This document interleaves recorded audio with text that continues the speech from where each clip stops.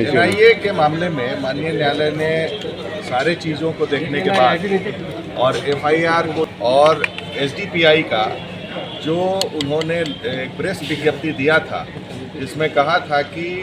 UPA की सरकार है यानी कांग्रेस जेएमएम की झारखंड में सरकार है, इस परिस्थिति में कैसे बच्चों के ऊपर गोली चल गया, इस पर पुलिस वालों के खिलाफ उचित कार्रवाई करने और कंपनसेशन देने के लिए उन्होंने कहा था। इस पर माननीय न्यायालय ने संज्ञान लिया है और अन्य बातों जो एफआईआर हुआ है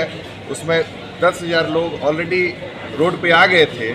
ऑल ऑफ ए सडन बिना बंद कॉल लीगली किए हुए, ये सारे मुद्दों पर माननीय न्यायालय ने आज संज्ञान लेते हुए एक काउंटर एफिडेविट के लिए एक रिपोर्ट सबमिट करने के लिए बोला गया है सरकार को। और रिपोर्ट में अभी जब ऑनरेबल कोर्ट का ऑर्डर आएगा डिटेल, उसका हिसाब से अक्षरशः पालन करते हुए रिपोर्ट सबमिट करना है, क्योंकि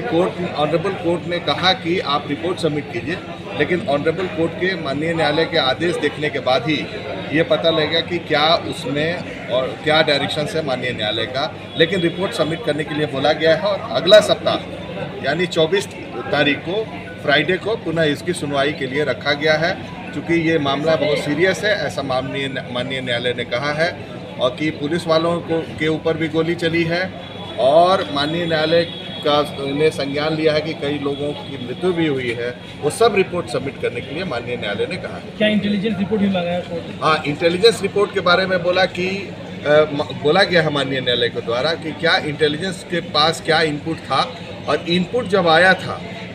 तो उस पर क्या कार्रवाई हुई, ये भी माननीय न्यायालय के समक्ष आपको रखना है। इस तरह एक चीज़ है और भी कई मुद्दे हैं इसमें